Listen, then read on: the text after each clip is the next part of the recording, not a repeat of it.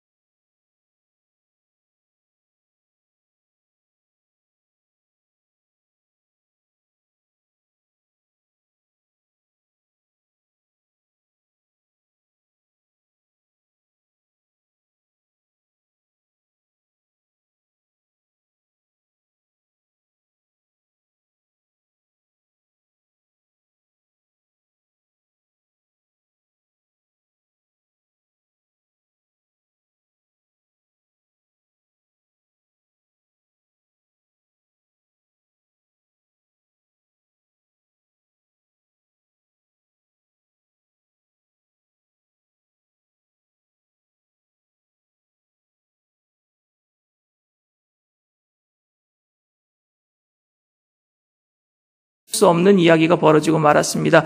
그게 뭐냐 하면은요, 여러분들에게 한번 물을게요.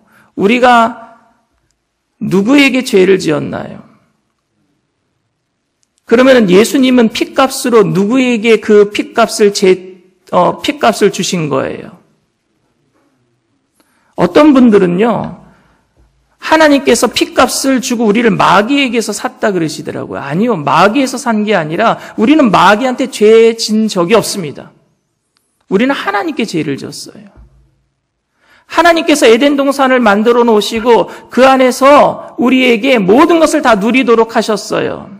그런데 우리가 짐승보다 못한 우리가 하나님을 들어박은 사건이 선악과를 따먹은 겁니다. 주권에 도전한 거예요. 주인에게 도전한 겁니다. 그렇게 얘기를 하면은, 이렇게 비유로 얘기를 하자면은, 우리 집에 기르던 짐승이 우리 집 아들을 들어박아 죽인 거예요. 우리 집 아들을.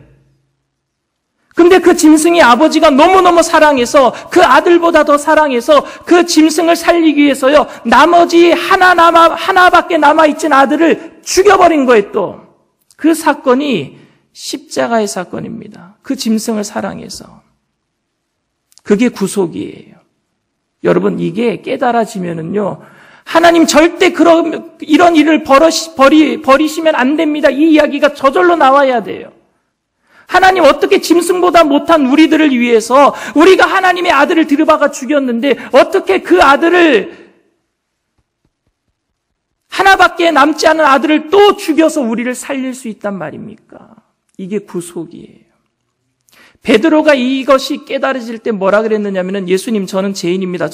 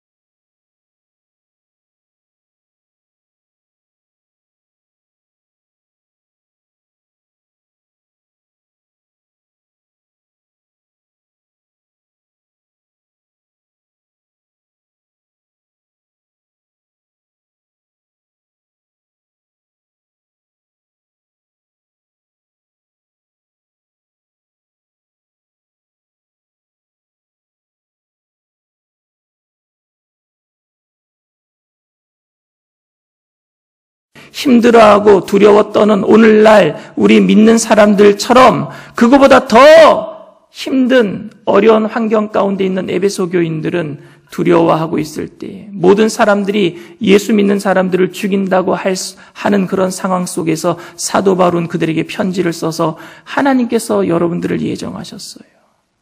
예수님께서 피값으로 여러분들을 구속하셨어요. 성령님께서 여러분들을 인치시고 보증해 주셨어요. 그러니 힘내세요. 은혜를 회복하시고 그 은혜 가운데 다시 한번 일어서세요. 라고 오늘 이야기하고 있습니다. 우리 남선교회는 우리 교회를 은혜로 섬겨야 될 줄 믿습니다. 은혜로 섬겨야 돼요. 여러분, 제일 힘든 게 뭐냐면요, 마른 행주 쥐어짜는 거예요. 은혜를 못 받았는데 그걸 쥐어짜면은 짜는 사람도 손 아프고요, 마른 행주는 찢어지고 맙니다. 왜 유대인들이 메시아를 기다리다가 종교인으로 전락하고 말았습니까? 은혜를 잊어먹었기 때문에 그래요. 그래서 그들은 회칠한 무덤, 예수님이 말씀하셨을 때에 형식적인 종교인들이 되고 말았습니다. 오늘 우리가 하나님께서 우리를 예정하시고 예수님께서 우리를 구속하시고 성령님께서 우리를 인치시고 보증한 사건을 기억할 때에 여러분들이 봉사하는 그곳에 그리스도의 구원의 은혜로 하나님의 사랑이 넘쳐나게 될 줄 믿습니다. 이 은혜를 잊어버리지 아니할 때에 천국 가는 그날까지 우리가 모든 일을 할 때마다 주님께서 영광 받으시고 다른 사람들이 우리에게 당신이 너무너무 잘했습니다. 박수 쳐줄 때 우리가 할 수 있는 말 다 하나님이 하셨습니다. 이렇게 고백하는 저와 여러분들 다 되시기를 주님의 이름으로 축원을 드립니다.